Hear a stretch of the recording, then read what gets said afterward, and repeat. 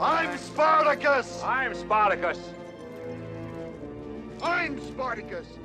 I'm Spartacus. I'm Spartacus! I'm Spartacus. I'm Spartacus.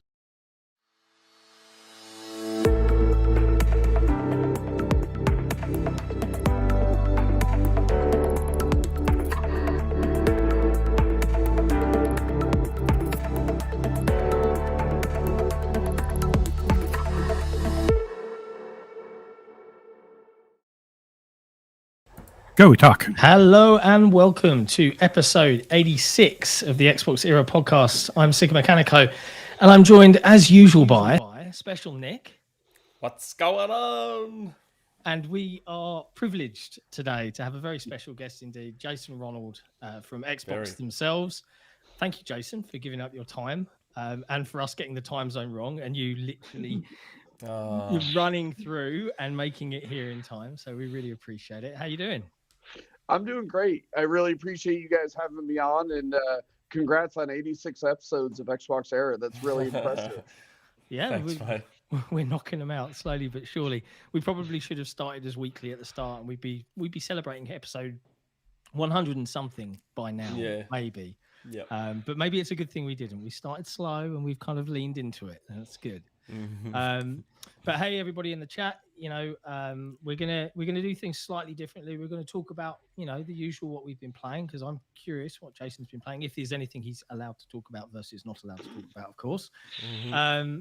And then we're gonna actually just talk to Jason. So we're not gonna cover the news of the industry because, you know, Jason works in it. It's probably mostly boring for him. But we do want to learn a little bit about Jason today. So hopefully you can join in with us and listen in, and we'll learn some fun things along the way. But yeah, so guys, and we'll start with Jason. Have you been playing any new video games this week?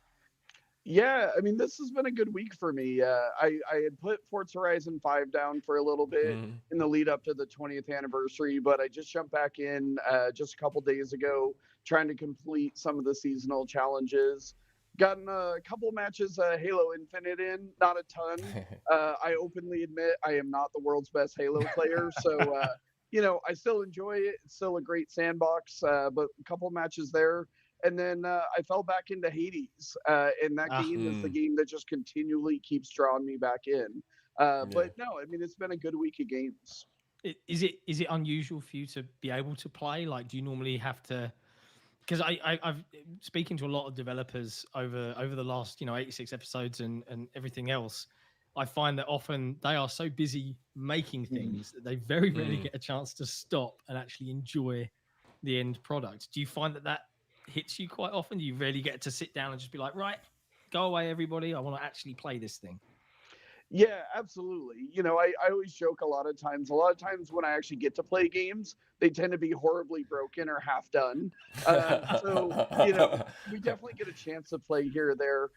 But the other thing too is, I mean, I do have kids, I do have a family now. And for me personally, you know, I tend to like the, you know, 80-hour massive epic JRPGs or action adventure games. So, you know, I always think back to when I was younger and I was like, I could break this out in like a week or in 2 weeks. And now that might be 6 months or 7 months for me to get through it. But I mean, it's still something that I love. It's still something that I enjoy. And I try to play every day if I can. Yeah, I can feel that. There are so many times where I think the worst is when you start a really long game and then you, for whatever reason, life happens. And then there's a break of more than like 3 or 4 weeks. And then you go to load it back up and you're like, why am I here? What was I doing?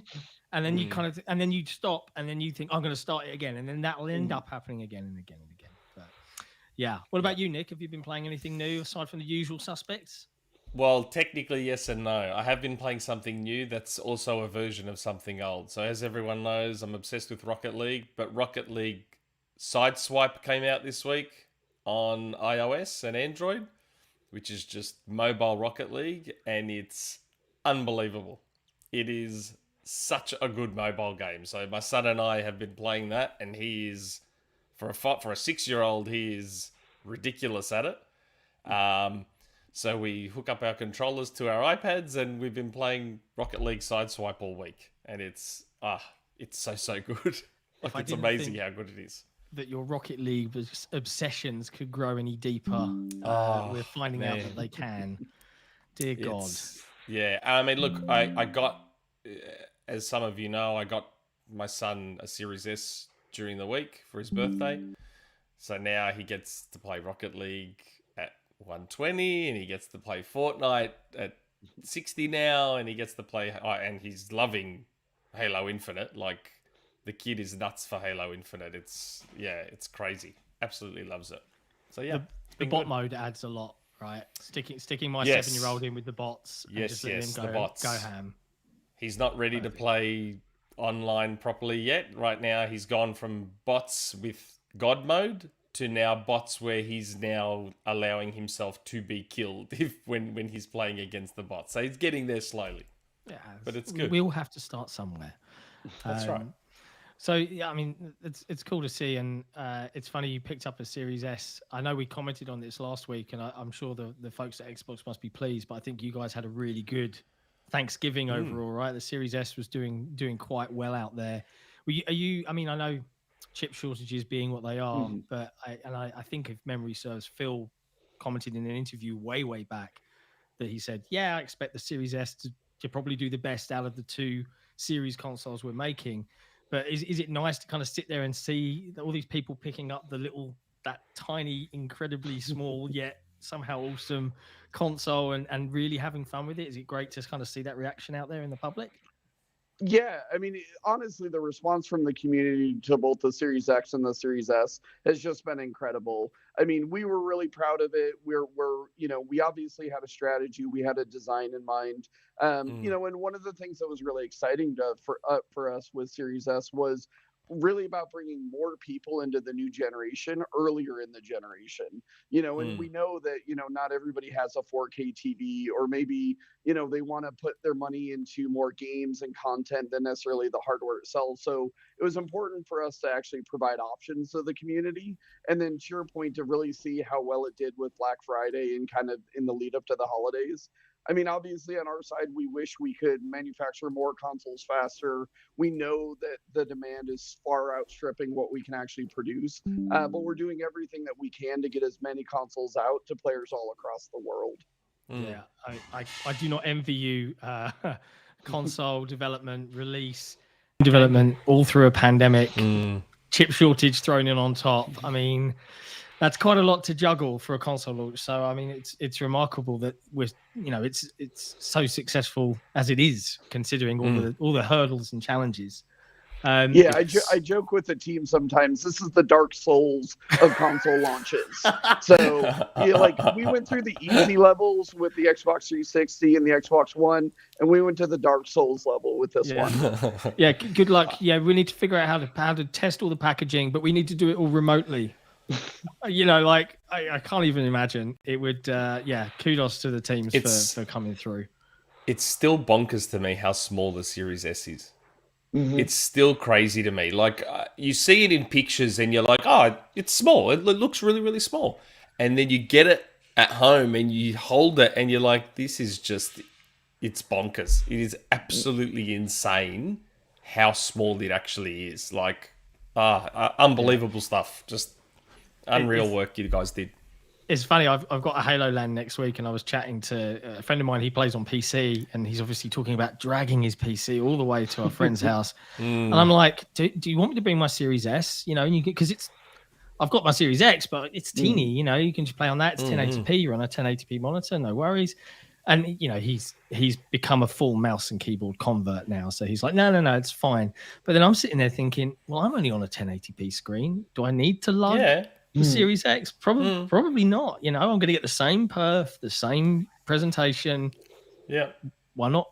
So yeah, I'm probably just going to take my little Series S because it's just so diddy. Yeah, same thing's happening here next weekend. We're having a Halo LAN here, and most of the guys are just bringing a Series S because it's, aside from two TVs here, the rest are all 1080. So it's like, just bring the Series S. Yep, just easier. Absolutely. Now great. I can see the super chats have been rolling in whilst we've been starting. So we've got a couple. We've got the first one from Widya Santoso, who simply says, "I'm Spartacus." Yeah. Fair. Yep. And then we've got Somnia. Hey, gents, I'm at the airport hotel as I have a 6 a.m. flight tomorrow. Have a great podcast. Also, xCloud Hades with touch has worked great so far in the hotel.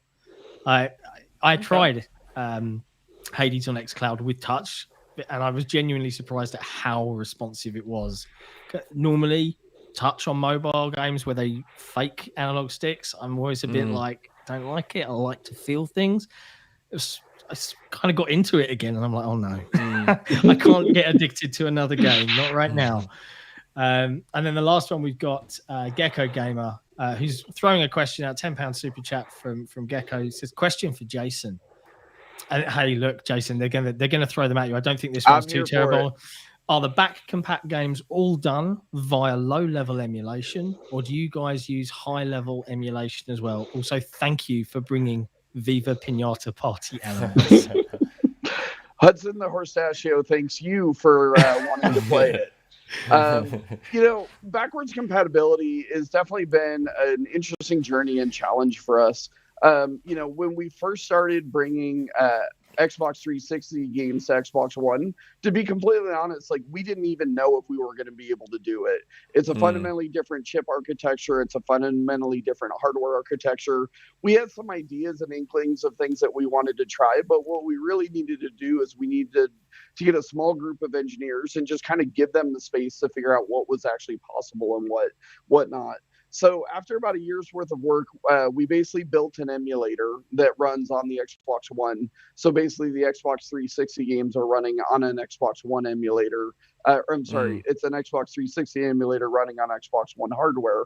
When it came to the original Xbox, it's an emulator within an emulator, because it's basically emulating an original Xbox on an Xbox 360, then running on the Xbox One generation hardware. And then with the Series X and the Series S, we knew compatibility was a critical pillar of the program from day one. So we actually designed part of it into the silicon and the design of the actual hardware architecture itself.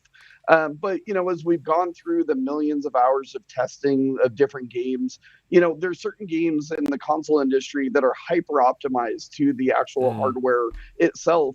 And then there's been times where we've actually had to emulate bugs in the original hardware because games actually relied on the behavior of what that hardware actually did. So, to the point of, high level, low level, I'll put it this way. It is honestly some of the most challenging work that the team's ever pulled off. And, even as we're getting some games working, some games will just naturally work. And some games take a tremendous amount of work to really kind of suss out, why is it not performing well? Why is it not working at all? And that's just really the hard work that the compatibility team does. Wow. Yeah. And that's all has to be done without actually touching the code of the original game, right? That's all from around the sides. You go knock on the back door and work in there or something like that. That's crazy. I had a funny feeling about the whole OG emulation. I had a sneaking suspicion it was using the 360's OG emulator, but then I always wondered, does that mean, because there are some games, for example, that are backwards compatible on 360, OG games that are backwards compatible on 360, but not Xbox One. So I wonder if they're the sorts of games that either couldn't work or had licensing issues or whatever the case may be. Like Sega Soccer Slam, for example. I've got the disc of Soccer Slam, pop it in the 360 and it just works basically perfectly. So I was sort of secretly hoping with this latest batch, Sega Soccer Slam might have made it, because I thought there's no license. He's been hankering for this for some time. I just love Soccer Slam, and I thought it would be one of the games that might have snuck in, because there's no real soccer players in it. There's no licensed music. Sega is obviously the publisher. Microsoft's got a good relationship with them. Next Level Games, the developer, is still around. So I'm like, maybe Soccer Slam will make it, but maybe that's just one of the ones that just flat out didn't work for whatever reason. I don't know, but yeah, I found that interesting when you mentioned that. Yeah, I mean, and this is why, it's hard to describe every single title. And the reality is every title has their own unique challenges. A lot of times I'll see the feedback on social media about, you got version 1 of the game, but version 2 you don't have, or you were able to FPS version 1 and 3, but version 2 doesn't work.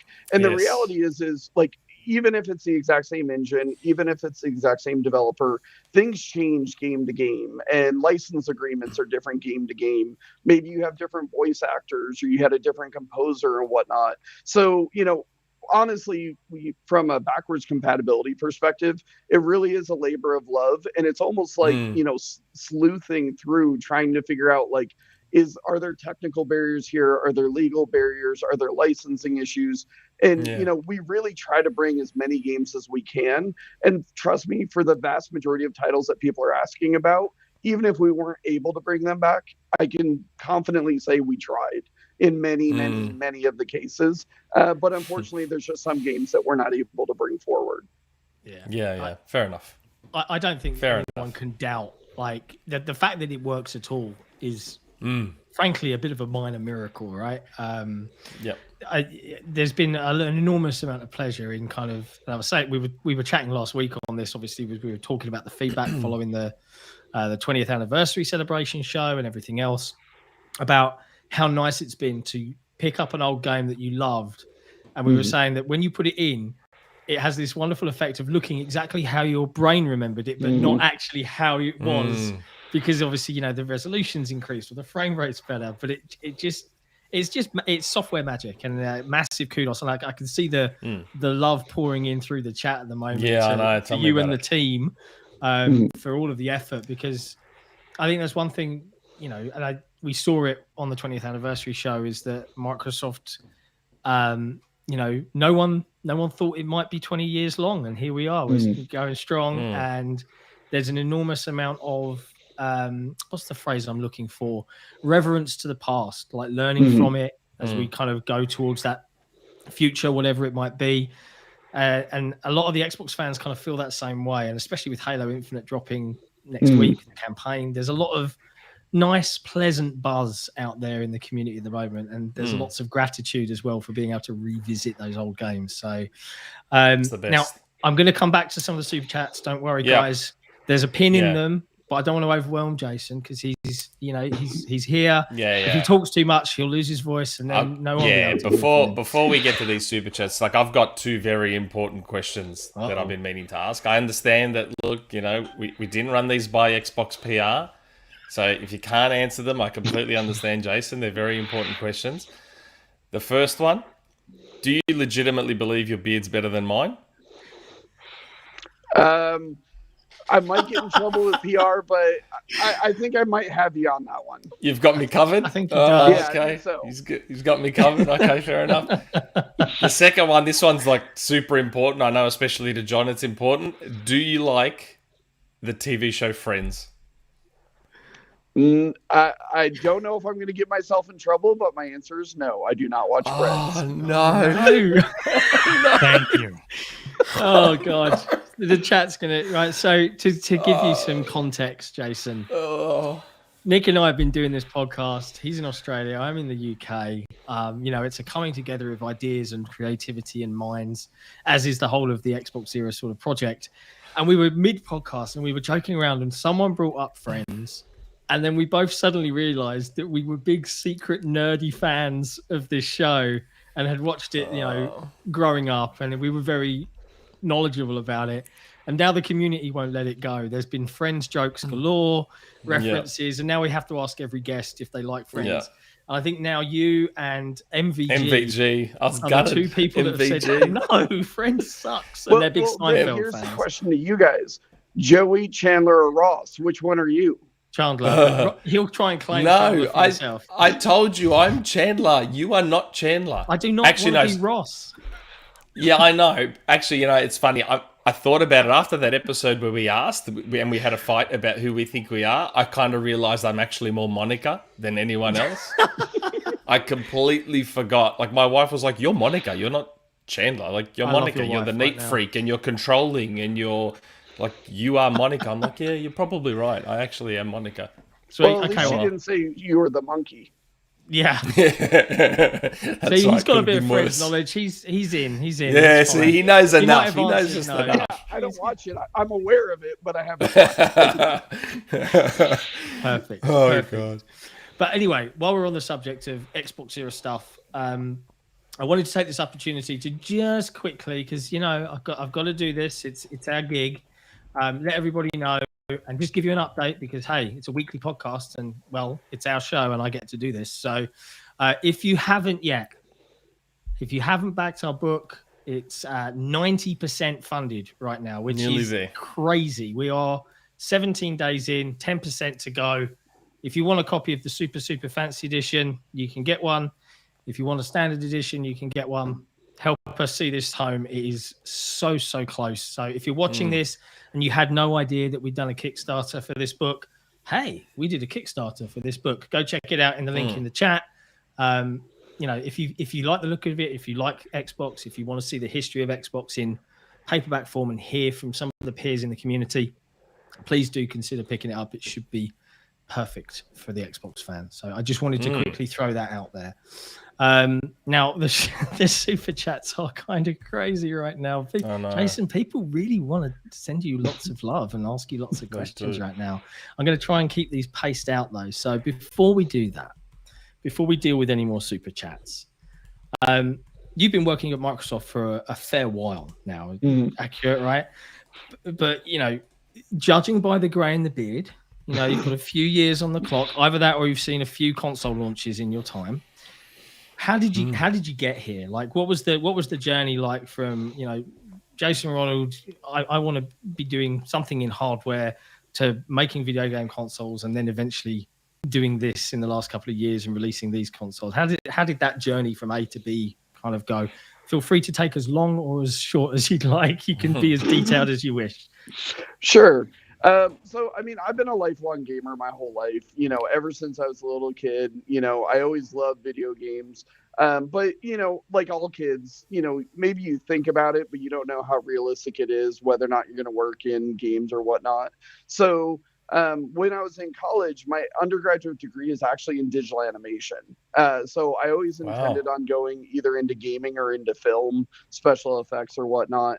But while I was in college, I actually realized I was a bit better engineer than I was an artist. And for me, exactly. and the thing is for me, the thing that I love about the game industry is that mixture of creativity and engineering, art and technology, and like how do you bring those together to really enable these stories and these worlds that we all love. So while I was in college, I got a job as an engineer, working in the exciting world of food and beverage inventory control. But like having that background of digital animation, technical art, engineering, coding, somewhat on a whim, I actually applied to Microsoft. And, at the time I was like, maybe gaming, there's other parts of the company that were interesting to me. But a couple of months after I applied, I got a call back and they said, hey, do you want to come work on Xbox? And, I'm like, of course, because I was jokingly say this is the most backwards way into the game industry. But when I started, to your point, I've been at Xbox for almost 16 years now. And I'm a games guy through and through. Like, this is my home. This is where I will always be. But my career actually started in Xbox Game Studios. So, early in my career, I did everything from co-developed a game engine with Rare. We ran the North American team, and Rare obviously was driving it into their own titles. I owned a whole series of online services, such as the auction house of Forza, the gifting system of Viva Pinata and whatnot.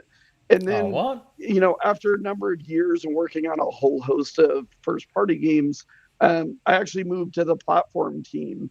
And that was a really interesting change for me because at my core, I still define myself as a game developer. But, what I did is I took that experience as a game developer and it's like, how do we design and build a platform to make it the best platform possible for game creators to deliver on their creative vision? And it was a really fascinating thing. Like, this happened during the 360 generation, and I remember doing things like the new Xbox experience as an example, or introducing family features or bringing Kinect to market and whatnot. And then after working on the platform team for a number of years, I kind of missed game development again. So I actually went back to Xbox Game Studios And at that time, we were very early in the Xbox One, idea generation. And it was basically, how do you build a portfolio of games on hardware, software, and services that don't exist yet? So, I worked across a whole series of the launch portfolio and Xbox Game Studios. And then I transitioned into leading the Xbox Advanced Technology Group, really being on the bleeding edge, really understanding what game developers are trying to do on our platform. And also, we were one of the teams that did the very first implementation of HDR on the Xbox One S, as an example. Oh, wow. So, being on that bleeding edge, working with the TV manufacturers, figuring out as a content developer, how do I tune and calibrate my content for this new technology coming out? And then after doing that for a number of years, they asked me to run the platform team. And that's when, we built the Xbox One X, and then those were the early days of the Xbox Series X and S, which to build a console usually takes between 4 and 6 years. Wow. So for a number of years behind the scenes, we were working on the Series X and the Series S. And then obviously, like you said earlier, the last year was all doing it from home, which, going through multiple console generations, I would have never guessed we would have been able to finish the final year of development from home. But the team really rallied together, and we were super proud of what we were able to deliver. Man, Should be. When you mentioned the specialist, was it the advanced technology team? Mm-hmm. Is that I kind of picturing like an A team within Microsoft here, driving around in a van? Is this the same kind of team that if a developer is having an issue or doesn't, hey, we need to fix a problem, we've got this performance issue, we can't nail it? Are you the guys that they call, and if they're lucky, the A team will come and help them out? Is that essentially that role? It's exactly what that is. Wow.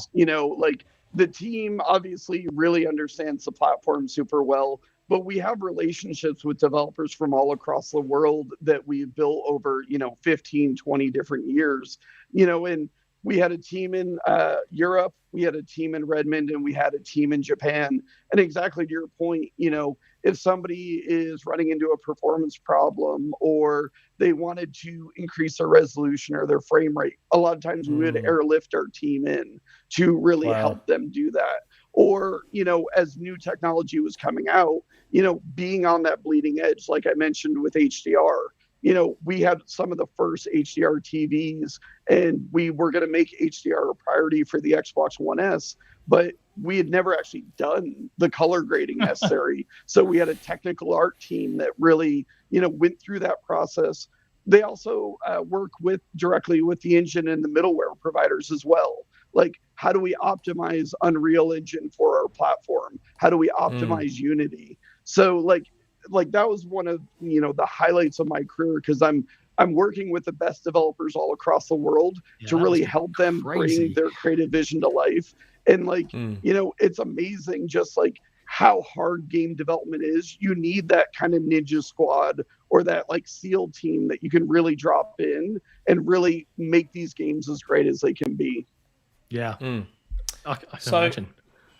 So I know many years ago when the 360 was being made, there was a story out there that basically Cliff Basinski was responsible for the 360 having 512 meg of RAM versus... That was Mark Rain, if memory serves. But... Well, I thought it was Cliff, was it? Oh, it was Epic. It was someone from Epic, yeah. Epic was responsible for the 360 having the bump up in RAM compared to what it was going to have.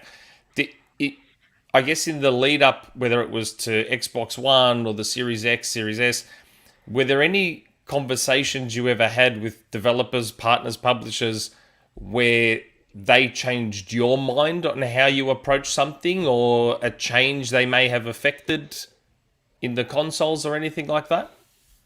I mean, developer feedback is core to everything that we do. Just like we take feedback from the community and the fans on, what they'd like to see from the platform. We bring developers in at the very earliest stages, and we kind of talk about, hey, here's what our aspiration is. Here's what our vision is. But also, like I was mentioning before, with many of the publishers and the developers, we have relationships that have gone on for 20, 25 years.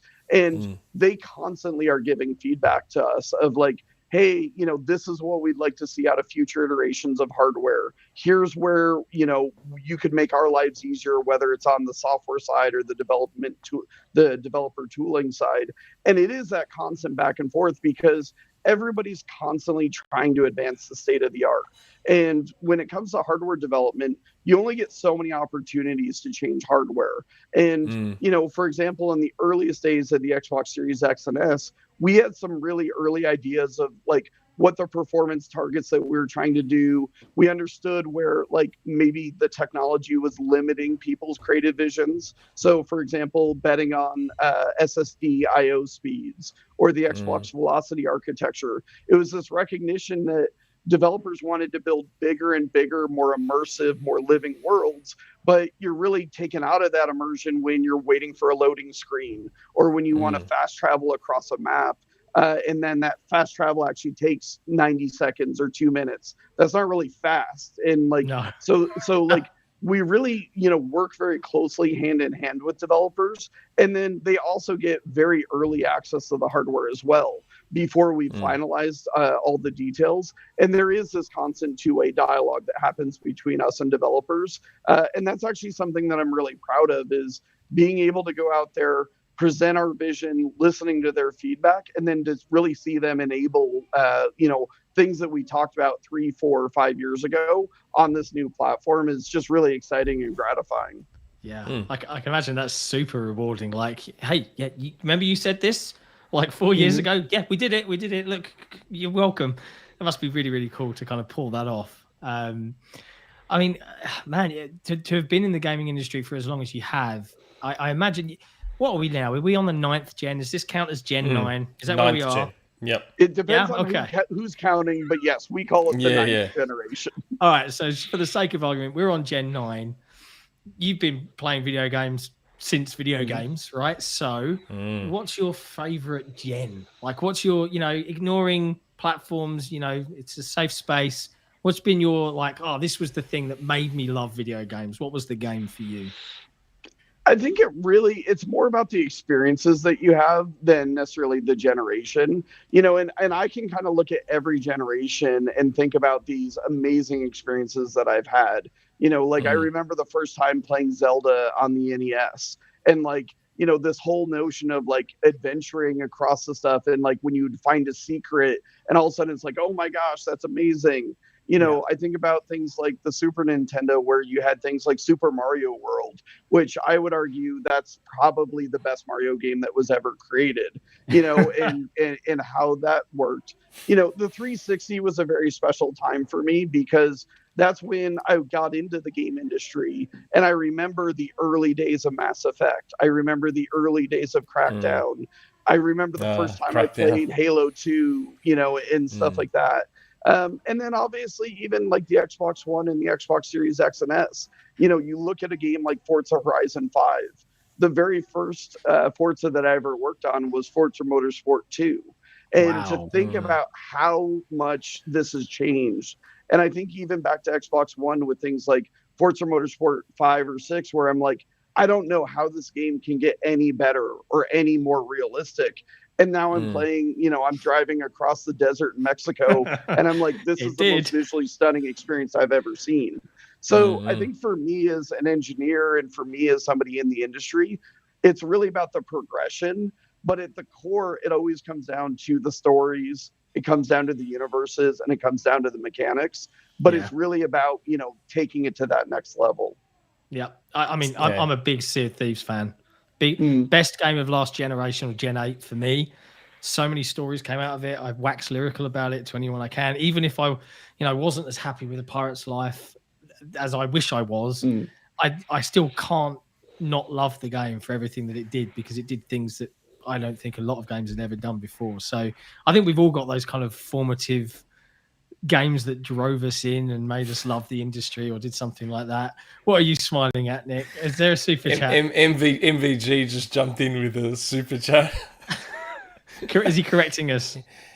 Yeah, he said MVG has popped in and said it was Tim Sweeney from Epic, and I heard a rumor that Jason Ronald hates Friends. One of us. Such a smart ass. He's already looking at. I don't know if you saw. He's looking at buying a ZZ Top outfit to try and compete with you. He's on the podcast next week. So. I'm on with MVG next week. Yes, I'm looking forward to it. But it looks like Jason already answered a question I was going to ask him, because if he's been playing games as long as we have, I was going to say to him, growing up, were you Nintendo or were you Sega? But it sounds like he was Nintendo growing up. So I actually had all of them, but like I think Nintendo was my first like console. I remember, if anybody remembers the online meme of the N64 kid, that was me just with the NES. But then as I got older and I got my first job in high school, I actually went out, bought my own Genesis, bought the Sega CD, bought the 32X. So like, basically from the NES forward, I basically owned every console that was built. Wow. Yeah, see, the 64 was the first console I bought for myself. I was 16 when the 64 came out. But in terms of the Nintendo 64 kid reaction, that was the Dreamcast for me. I was 19 years old, and I still reacted that way when I got my hands on the Dreamcast and saw House of the Dead for the first time. And Sonic, on console anyway. I'd obviously played it in the arcades. But Sonic Adventure, Soul Calibur, just unbelievable stuff. Speaking of super chats, I know MVG via VIP status or however we want to frame it, he kind of jumped the queue a little bit. So I'm just gonna revisit because we've got a few queuing up here, so I want to kind of knock them out. From I want to make sure I've got the first one. Yeah, so from Hargreet Charney, I hope I pronounced that correctly. A couple of questions. Is there any potential for a Blu-ray disc add-on, HD DVD style, for the Xbox Series S? It's something that we've discussed. I will say there's definitely some challenges building an external accessory like that, but we don't have anything to announce today. There you go. I still have my HD DVD add-on for 360. It's great. I was so sad. I was so sad Blu-ray won the war because I really liked HD DVD. But never mind. It's happened. It's old. It's water under the bridge. Let's move on. Is there any potential for Dolby Vision for Blu-ray? Now, I thought Dolby Vision was Blu-ray there on the Series X, but maybe I'm wrong. So we have Dolby Vision working for games today, and it's also available in streaming media apps as well. But today we do not support Dolby Vision on Blu-ray discs, and it's a request we've heard, but we don't have anything to announce today. Okay, that's why I got confused, because I saw the tick option for Dolby Vision for movies, so I just assumed that meant Blu-rays and streaming. But okay, there you go, just streaming. There you go. That's the answer. Cool. And Hargreet's sneaking in a few here, but it was a $20 super chat, so I'm not gonna diss him for it. Is there any plan to differentiate between S and X in marketing? Because S is great for most players. I mean, I would argue S being available. You guys are kind of differentiating. And they have been doing a lot of the marketing with KB Lane. Oh, God, I love those. I love the Rocket League one. That Rocket League one is the best. It's so good. It's so good. Yeah, and that's the thing is we think of them as a family of devices, because obviously if you buy a Series X game, it will run on the Series S and vice versa. But at the same time too, depending on what your, audience base is or what country you're in, sometimes we'll amp up more of the Series X messaging. Sometimes we'll amp up the Series S messaging, but we think of them as a family of devices, and it's really for you as a player, it's about choice. And that is the key thing that I think is definitely, I mean, considering you guys didn't know the chip shortage was going to happen, that's not, you didn't predict the future, but in some ways, the Series S is kind of like, oh, thank God we did that right now, because you get a lot more chips per wafer and you're at least able to get that next gen experience out to people at an affordable level. And we wish we could make more Series X's, etc., but at least, you've got something to actually give your consumer base, right? So I guess a lot of people are like, whew, glad we did that. We've got John Pliskin in the chat here. Hey, Jason, big shout out to you and your team for the engineering feats. His question is, what influenced the decision to support machine learning at a hardware level? Well, this is getting technical in here.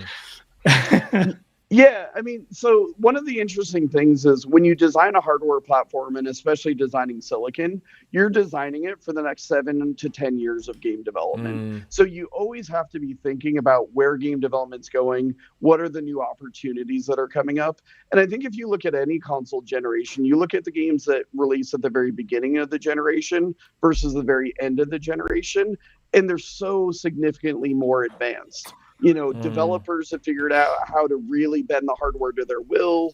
The development tools have gotten much better. There's always innovation happening every year, whether it's in a game engine, in rendering technology, in game development. So as we were kind of designing the silicon for the Xbox Series X and S, we did have that 7 to 10 year lens on it.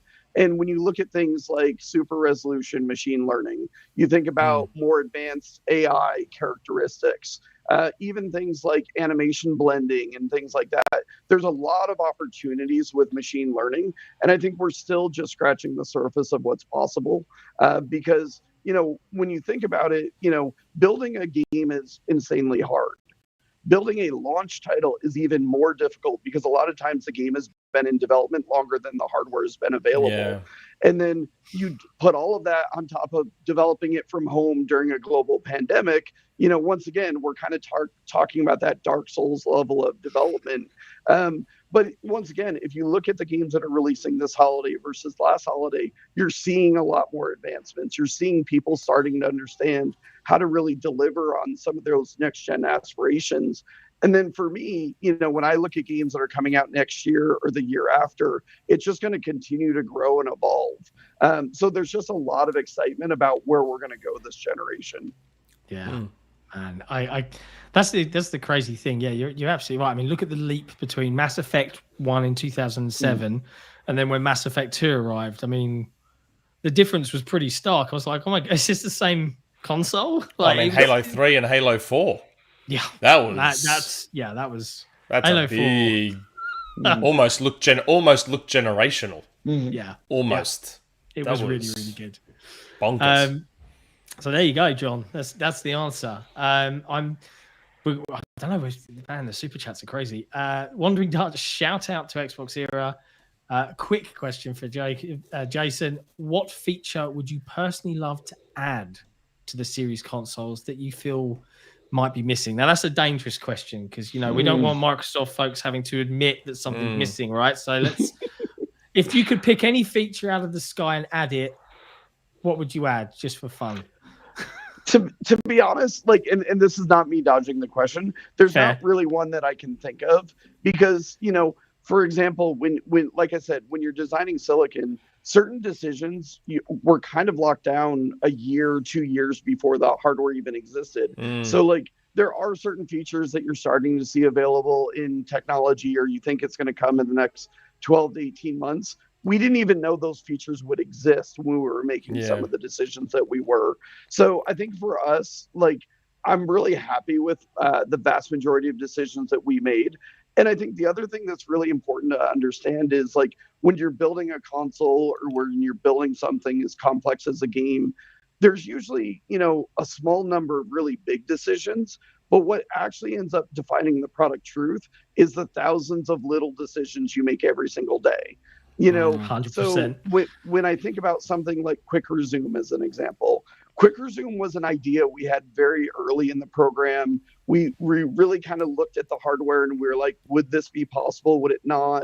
We have a very unique operating system structure on the console that afforded certain opportunities. But the magic moment with Quick Resume was probably about 2 to 2.5 years before the console released, when we first got the very first fast switch to work. Wow. And it was nowhere near as fast as it is now. There was all kinds of bugs and, it didn't work perfectly, but you could see the inkling of the idea and this notion of being able to jump from one game to another and right back.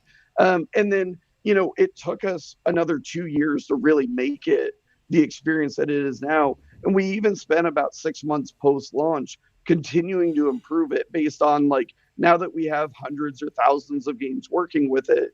But that's a great example of Quick Resume as it is now. yeah, there were some fundamental decisions very early on, but it was a whole series of decisions over a couple of years that really enabled it to be the showcase feature it is today. Yeah, a quick resume. Like, I really notice it now on games where it isn't a feature. Like, I know they're few and far between now, but when you've suddenly a splash screen, like, what is this? This is so 2019, you know. Like, it's such a I wouldn't have thought of it at the time, and half the reason things feel so quick now is because I'm hot swapping between one game to another, because a lot of people, when they announced it, you kind of see very much like smart delivery, right? Like, I'm not going to rub anyone's noses in smart delivery, but even me, and I'm a pretty cynical guy, but I was like, when I saw smart delivery, I was like, that's a buzzword, like, okay, guys.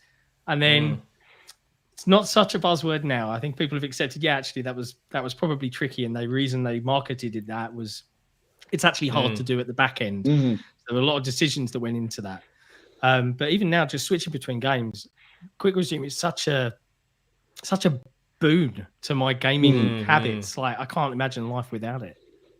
I would have been happy with just being able to switch between two games. I know that when we first, with the Xbox 360, when we could first go back to the dashboard, I used to think, man, how good would it be if we could just switch between two games? And then we got suspend resume on Xbox One. Mate, having like what? I mean, I don't even know how many games it goes up to. I think the most I've ever had sitting in there is like 7, I want to say. I haven't pushed it any further than that. Wow. But is there an official number on it, or is it just dependent on the games and the situation? Okay. Yeah. Yeah, it depends on what games you're playing and how much memory they consume and whatnot. Yeah.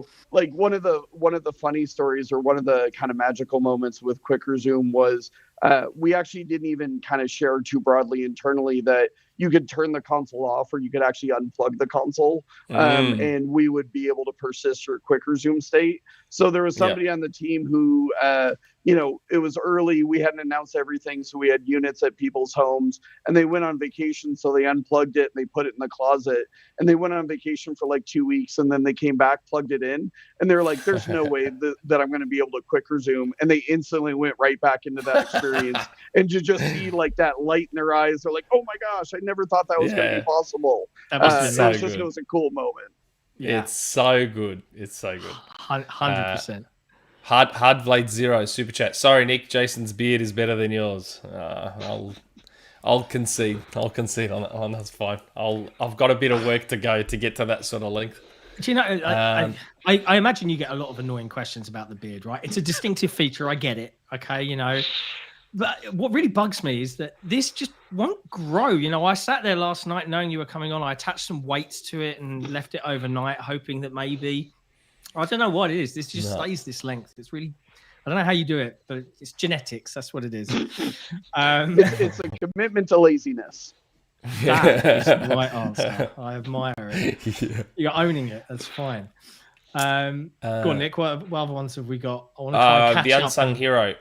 Yeah, thanks for all your work on the BC program. Probably not possible, but would love to see a universal res boost for 360 games, similar to OG Xbox games. Got a funny feeling that something like that might not be possible.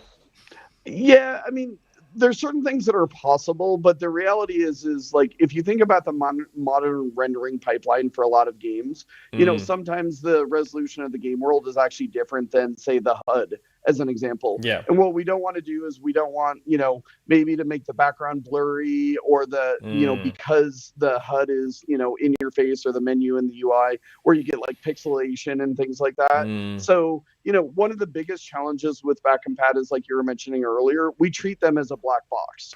We don't have access to the source code. So a lot of the things, especially when it comes to things like the enhancements, like FPS boost and whatnot, we're actually kind of manipulating the game while it's actually running, and we're trying to do it in such a way that we're tricking the game so that it doesn't actually break, and I've said this before on other interviews. When we first got some of the FPS boost technology working, we found certain games where physics were tied to the render rate, animations were tied to the render rate, and like, if all of a sudden you're playing a game and now a character's animating twice as fast, it's like, we didn't actually improve that experience. So like, you know, that's why, you know, a lot of it is that handcrafted work, identifying certain behaviors. And we even said this earlier, like Dark Souls 3 was a title that we heard all kinds of feedback on of, hey, we'd love to see that FPS boosted.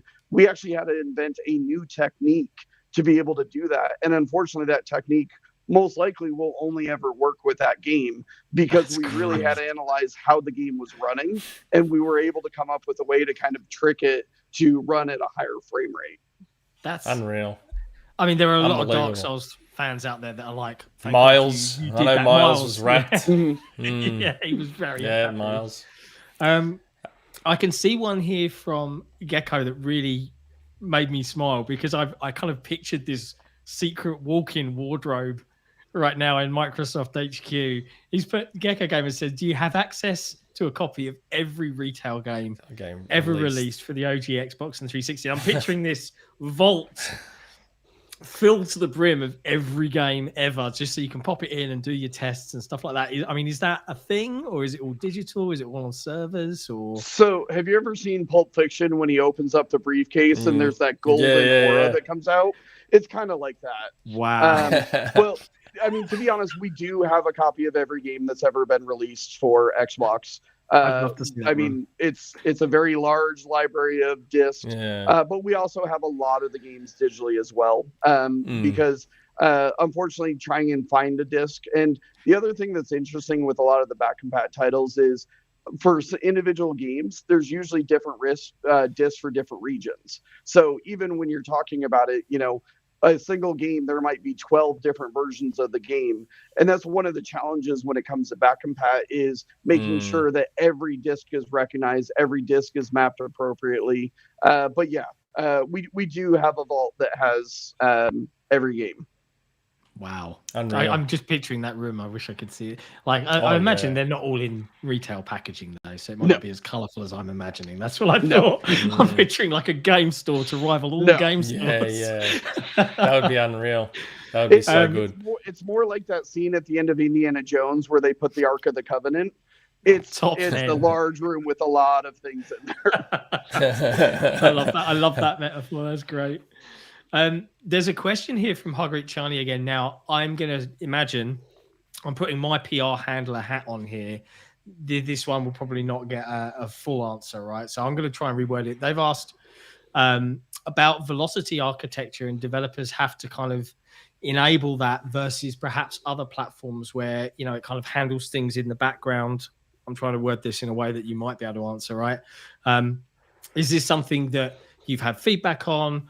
And I imagine the answer is, we hear all the feedback, nothing to announce. Yeah, like I'm just guessing, but yeah, I mean, this is an example of one where there's multiple layers of where you can actually integrate with the velocity architecture. So there's definitely features and capabilities of the velocity architecture where a developer really doesn't have to do anything special. It just kind of works underneath the covers. And then there's more advanced capabilities where, you know, it's more integrated with the SoC and the CPU and the GPU and the IO subsystem, where, you know, there's more things that a developer can do with it. And I think that's true across a lot of the different subsystems in the platform. You know, certain things you can get for free, or they just work out of the box. And then there's other things that you can push even further if you want to. And ultimately, you know, we work with the developers, like we were talking about with the Xbox Advanced Technology Group. We're really there to help them understand, here's the opportunities that maybe you're not taking, or here's some features you could take advantage of to really take your game to the next level. Yeah. I mean, and every platform has its quirks, has its oddities, has its shortcuts, has its benefits, you know, all of that jazz. So, I mean, I think I agree. That's probably the best answer we can get. Now, I'm going to pause the super chats because I have a question. And this is a pretty broad one, right? But when you think of Microsoft's impact, because, you know, we're 20 years of Xbox this year. We've discussed it on this podcast before, all of the firsts. I mean, one of the reasons we're making our book is because of so many of the firsts that enabled so many memories. And I think that's why Xbox has this kind of particular, very community energy about it. Was it really, I know the Dreamcast did it first, Nick. I know you're a big fan of online, but the Xbox was really that first step, and popularizing matchmaking as a form of connectivity in online games with Halo 2.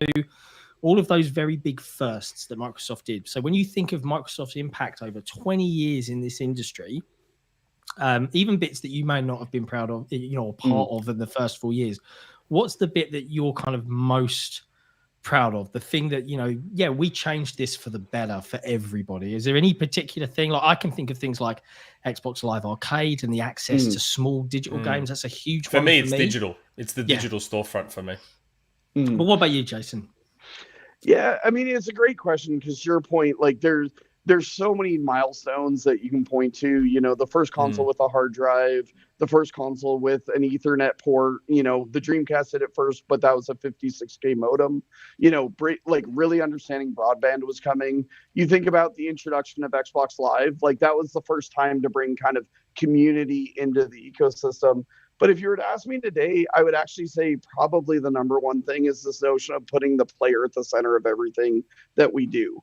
Because when you think about the legacy of, consoles, like you were talking about before, where it's like, were you a Nintendo person or were you a Sega person? And the reality, exactly. And the reality is like, we all just love playing games and we want to play games with one another.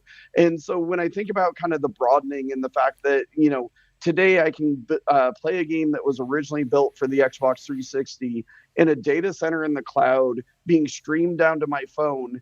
And oh, by the way, the game save that I had from 10 years ago is instantly there, available at my fingertips. Like, that's the biggest thing to me, is just really focusing on what do we as players want, and then how does technology actually enable that?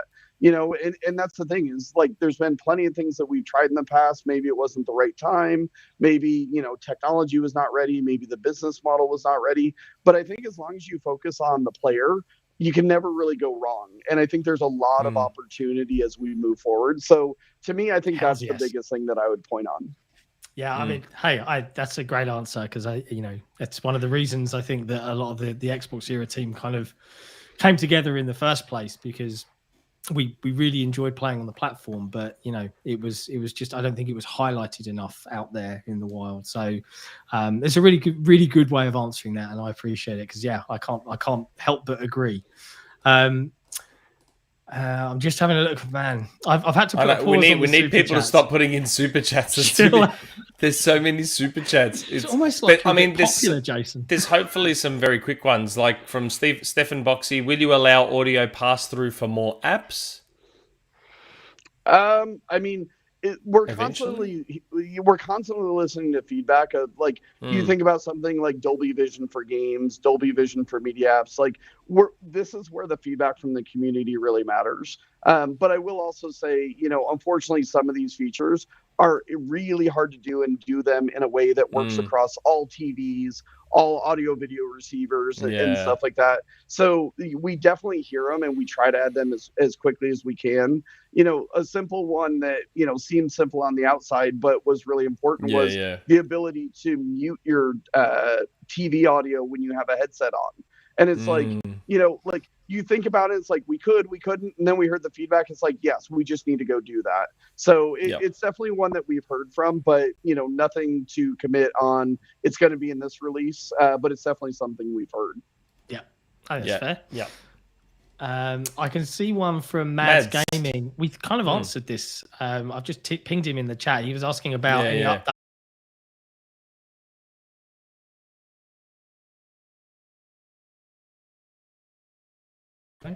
Yes. Okay, should be back.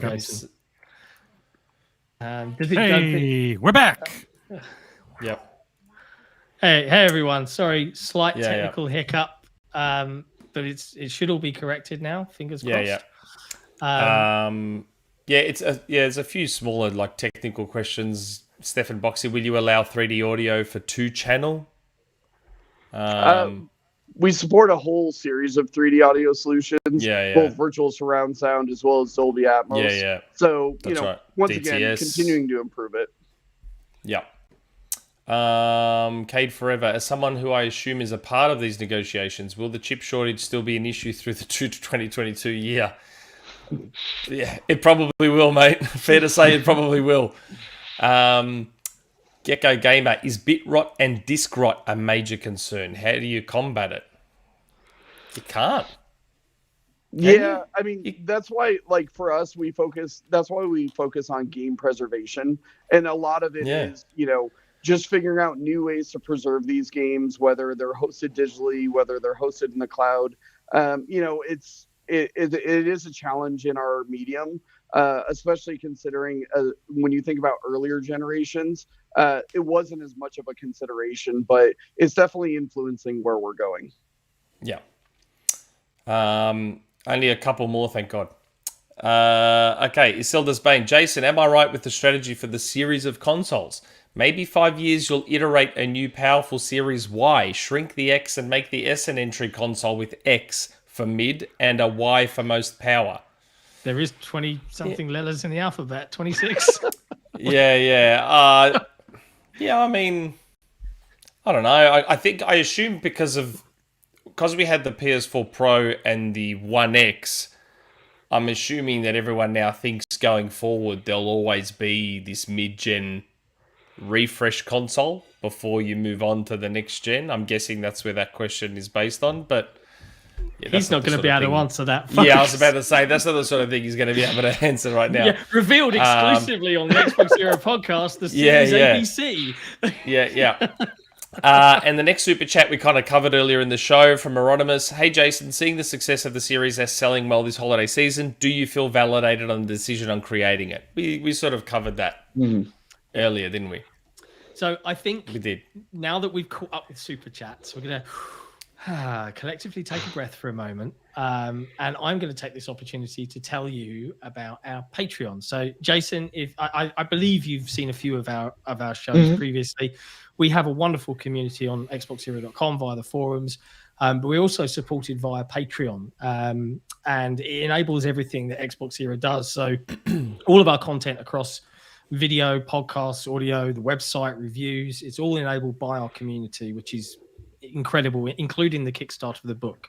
So those guys are absolute legends. And if you're a Patreon, you do get the opportunity to ask community questions, which is wonderful. So I'm hoping Jesse can flip the switch and let me thank my patrons via the magic of technology. And there it is. It's going. So big thank you to everybody on the Patreon in tier 2s and 3s, particularly. Much love to you guys. Big shout out on this podcast for everything that you do to help us get to where we want to be.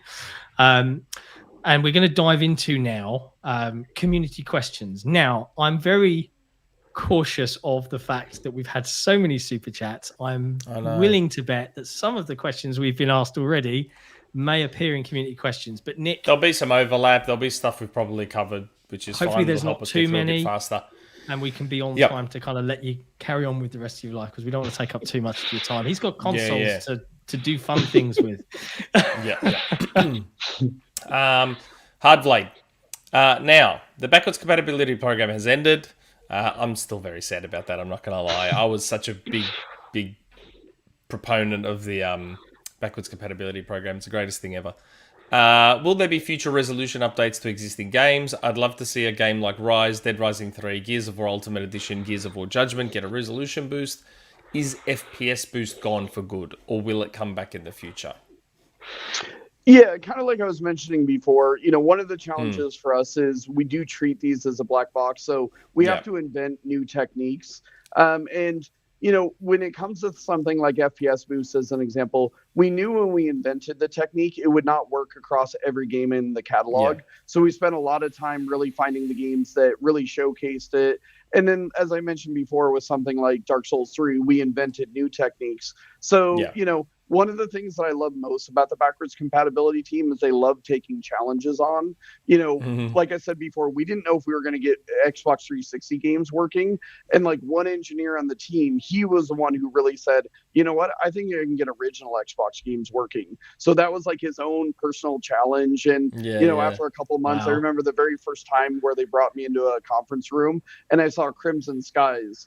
And it was kind of awesome because you were mentioning like, you remember what the game looks like and then you actually see what it looks like. We actually put the two games side by side, and I'm like, oh yes, that's what I remember, not that one. And so the team is continuing to look at new ways that we can enhance games. We don't have anything on the immediate horizon right now, but the team is definitely working on some things. And if anything pans out, we'll absolutely pursue it. Yeah, you guys will make noise, right? I mean, and I think, correct me if I'm wrong, Jason, but I know that, the BC, there was a kind of like, hey, this is the last big batch. We're kind of taking a break now, but the team is the team, right? You guys are going to go and do something, not teasing anything, but that same band of wandering wizards that have produced all of this magic for us to kind of go back over 20 years and play, they're going to be doing something else together, right? That the team, the band stays together. Yeah, excellent. Absolutely. The team's totally together.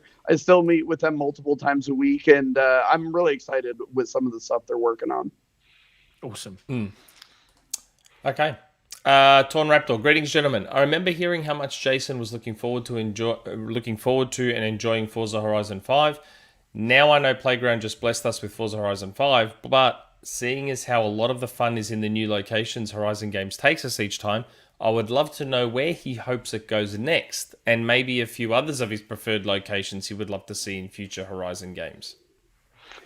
I mean, it's a great question. For me personally, I'm actually really blown away with how great of a job they've done. Like, for example, when they first went to England and the UK, I was like, is there enough diversity there? Is there enough interesting things that I want to go do? And then to go all the way from Scotland to like the coast and the Midlands and everything like that, like I was just blown away. And like Mexico's another really good example. Like, even I lived in Arizona for a number of years, so I was relatively close to Mexico, and I didn't even recognize the geographical diversity of the environments that they have there. So honestly, anywhere they go would be amazing.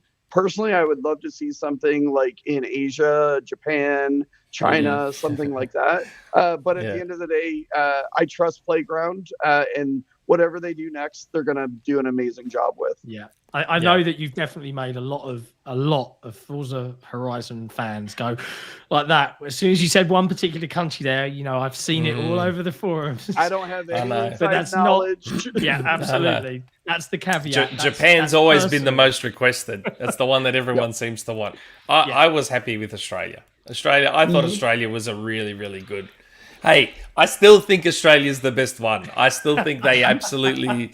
They got the Great Ocean Road in there. They got the Marunda Dam. I thought they did a really, really good job with Australia as well. I have to admit, Forza Horizon 2 was the one I probably played the most out of all of the Forza Horizons. But in terms of the actual map and the world, even though I'm from the UK, sorry, Nick, Australia was... The Australian one was... I just thought it was beautiful. Like, there was just something about it. It was just very, very pretty.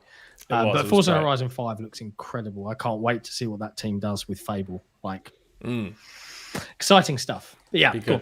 What do we got next? Blast the Bass. Hey, friends. Thank you, Jason, for bringing Max Payne 3 to backwards compatibility. Has the team considered bringing gifting capabilities to 360 and OG games? I promised each XboxEra team member a copy of Max Payne 3, but it appears that is not possible. Thanks for all the amazing work you and the team have done. Yeah, you kind of need to fix this one for us right now, Jason.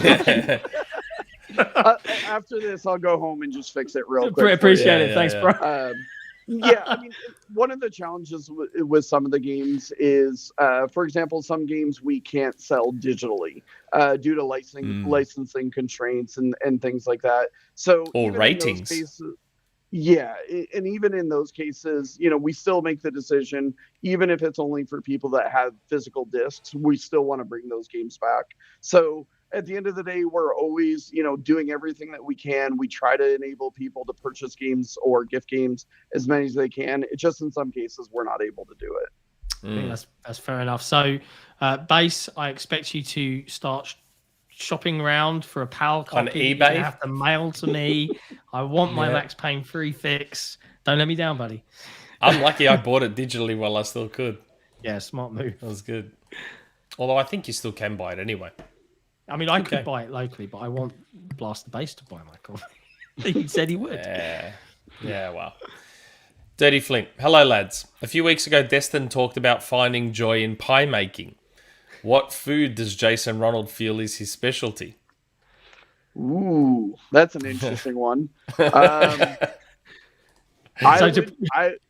would either have to say bread making or grilling. Like Seamus.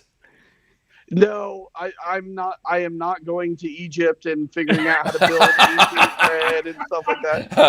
Like, Seamus has that on lock. I am not that. Amazing. Okay. Seamus's sourdoughs do look incredible, I have to say. But yeah, bro, to provide some context, we had Destin on from IGN a couple of weeks back, and he was talking about the lockdown and everything else, and he's got a young'un now, and he got into making pies.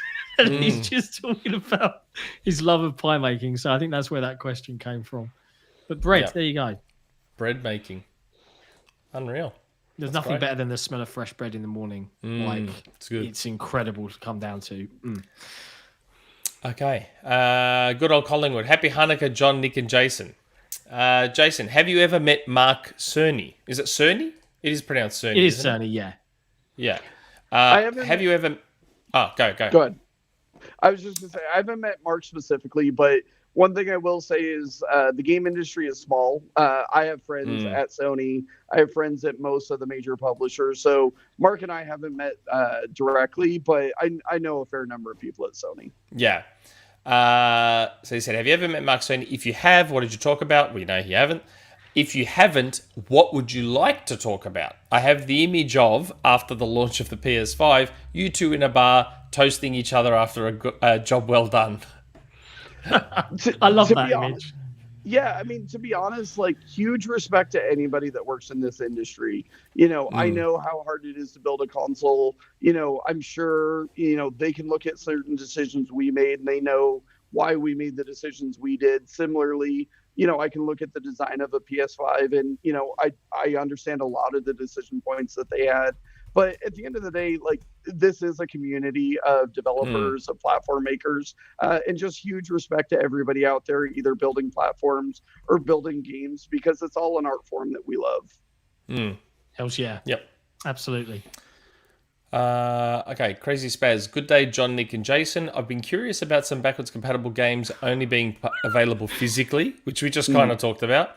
Are there plans to try getting games like this onto the Xbox storefront?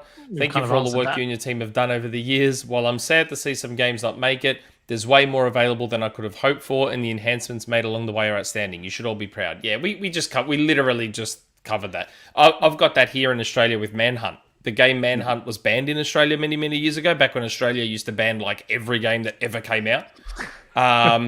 So I've got Manhunt on disc. I thought, oh, great, I'll buy it digitally now. But in Australia, you can't buy it digitally, so I have to just stick with the disc. And that's one of those... I know, at least I can. I can pop in the disc and I can just play it. Yeah. But yeah, so we covered that one. Morventhus. Now, these are two pretty quick and easy questions. He said pick one or both, but they're both really quick and easy. What is your favorite temperature weather? Hot. I'm all about hot weather. The hotter, the better. See, I actually prefer the snow. But I will say that we are going into the winter here in Seattle, which means basically about 9 months of rain. So it does not stink to say go to Southern California or go to Arizona for a long weekend, get out of it. But if I had my choice, being up in the mountains in the snow would be pretty nice. Yeah. There's something magical about that kind of stuff. Nah, see, I'm all about the heat. Like 40 degrees Celsius, 35, like just bring it on. I absolutely love it when that's hot. Too hot. Like I'm happy with anything between kind of like mid to high 20s and that's it, where it's not overwhelming, but it's I can just walk around in a t-shirt, can open up all the doors and windows. That's perfect for me. Like, well, we're 5 days into summer here in Australia. We're 5 days into summer, and today outside you can't really tell, but it's 21 degrees Celsius today. Beautiful. To me, that's too cold for summer. That's too cold for summer. A number of years ago, I had the chance to go to Australia, and if I had the option of hanging out on Bondi Beach for extended periods of time, I understand why you appreciate the summer there. Yeah, it's really good. I still need to catch up. Like next time Adam Icegreen comes down, because he said he comes down every now and again for age stuff with World's Edge. I told him, I said, next time you come down, we have to catch up for a coffee. I'd love to catch up with Adam. Adam's great. Yeah. We've had him on a couple of times. He's really good. He's a lovely chap. Second question he had, how do you decide on guests? Are they people you wish to talk to that want to come on the podcast, etc.? Morventhus, we're not one of the big boys yet. No. We reach out to a lot of people. Some of them are nice enough, like Jason, to come on. Others can't make it. Others never get back to us. We're still at that stage where we obviously want to have everyone on, but we don't always get that lucky. Luckily today, we were very lucky to be able to get Jason on. Yeah. It's about us, a mixture of pestering and hoping. Yeah. A lot of the time. I annoyed the ever-loving crap out of Jason, I'm sure, which I feel horrible about. Which I feel horrible about. But we've been wanting him on for a long, long time. Like, yeah. Yeah, so really it was great that we could get him on. BigHappa. Happy holidays, John, Nick, Jesse, and Jason. See, he said hi to Jesse. That was nice. Hi, Happa. Yeah. Big shout out to XboxEra for having the best podcast and community in gaming. Thank you so much. Congratulations to Jason Ronald and his Xbox team for creating such innovative tech and pushing gaming forward while enhancing legacy titles. Question. With Xbox having such a great catalogue of IP and studios, what story-driven spin-off title could you imagine playing? For myself, I would like a Gears of War universe game, given the ODST treatment. A horror survival game in first person. How visceral would that chainsaw be? Created in the ID Tech engine. Hey, I've been saying Gears should go survival horror for a very long time. Maybe not first person. Maybe not first person. But I think Gears of War would work brilliantly as a super linear survival horror game. I reckon that'd be so good. What about you, Jason? You take an IP, do a spin-off, genre, third person, first person, action platformer. What would you pick? I'll say for me, like one of the favorite genres for me growing up was JRPGs. I still play them religiously now. So I will admit I have a soft spot in my heart for games like Lost Odyssey. And like the universe and the world that was created there, I think there's a ton of opportunities there. But I think also to your point, like I also like it when studios take an IP and they take it in a different direction. You were mentioning Gears going into horror. I think about Gears going into Gears Tactics. Like that was a really interesting pivot, but it still kept you grounded in that world. It felt very natural to it and whatnot. But for me, like I would love to go back to something like Lost Odyssey and just, see what we could do with something there. Yeah, that would be cool. I know a lot of fans, big fans of Lost Odyssey out there that would love somehow some miracle to happen for someone, all the stars to align and for something to spring into existence. You know what I'd want? A Crackdown 2.5D action platformer. So you're still collecting the orbs along the way and shooting over whatever, but 2.5D, like a platformer with shooting. I reckon like that'd be cool. Ori and the Will of the Wisp style, kind of. But I'm just trying to think of a game now that I'd liken it to. Bionic Commando. But it's Crackdown. But it's Crackdown. I mean, okay, we can't all have bangers straight off the top of my head, Nick. It's fine. I'm not judging. I know, but Crackdown is such a. It's so good. I love Crackdown. It's such a good game. Hi, John, Nick, and Jason. This is Commander Buck. What's your most played backwards compatible game? For me, it would be Spelunky. That's a great question. I'm going to have to go into the Xbox Museum and figure out if we actually published that. Yeah. If I was to guess, probably Geometry Wars would be the one I would guess. Just because that's another one, just like Hades, where it's like just one more round, and then all of a sudden you look at the clock and it's 4 a.m. Yeah. I think mine's Daytona. I think I've got Daytona USA or even Forza Horizon 1. One of those two. I'm tempted to say that the hours I put in, I don't know if it would count in the Xbox Museum as most played, but the hours I put in on Halo 2 on 360 waiting for Halo 3 were probably still a lot, almost to the point where I got annoyed and people were like, come play Halo 3. I was like, no, I've got a new console. I'm going to play new games. Yeah, but the new Halo isn't out yet. I don't care. But yeah, Geometry Wars 1, maybe Ninja Gaiden Black for me, like just to realize how slow my reflexes have truly become, and then curl into a ball and cry for 3 hours, something like that for me. But yeah, good question. I'm gonna have to go look at that and double check. Yeah, that Xbox museum was embarrassing for me. I mean, you saw mine. It was just all Rocket League. The whole thing was just Rocket League. I'm like, oh my god, it's such a good game though. Honestly. Okay. DeoGame. Thank you, Jason. Seriously, let's start here. Thank you for everything. My question this week is about the upcoming TGAs, yet again, but with a little twist. There have been so many fantastic games this year that have been somewhat lost in the limelight. What is a game you love this year that you feel deserves more players / recognition? Mine is Lemnis Gate. While not perfect, it is a masterclass in unique design and gameplay, and my friend and I had a ton of fun with it. Yeah. That's a really good question. I'm trying to think. I mean, the thing that I really appreciate is just the diversity of games that we have. No matter what kind of game you play, whether it's a first-person shooter, sci-fi, fantasy, RTS, there's just a really big collection. I got a chance to play it, but not as much as I wanted to, was The Forgotten City. That's one that I'd really like to go back to, and I know there's people on the team that have really, really enjoyed that one. I'm trying to think what else that I've really enjoyed. See, the thing is, for me, once I get into a game, I'm kind of a completionist. So I'm very careful about the games I start, because once I start, I have to finish it. Me too. I look at the achievement list beforehand and I'm like, God. how long is it going to take me to get through these? Am I going to have to stop? No, I can't help myself. I think if I think of Escape. One, yeah, I mean, Artful Escape. I could roll off a few that but I think they've been universally loved. I think it was this year. I'm going to say Genesis Noir. I'm pretty sure it came out January, February on Game Pass. Keep me honest, chat, if I'm wrong.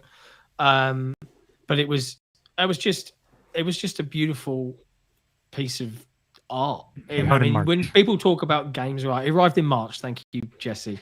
It is art, and it inspired me so much. It was all this neo-noir jazz, all about teaching you the creation of the universe through metaphor through music. That I even made a jazz XboxEra intro for that video, because I was just like, I'm going to go all in with this.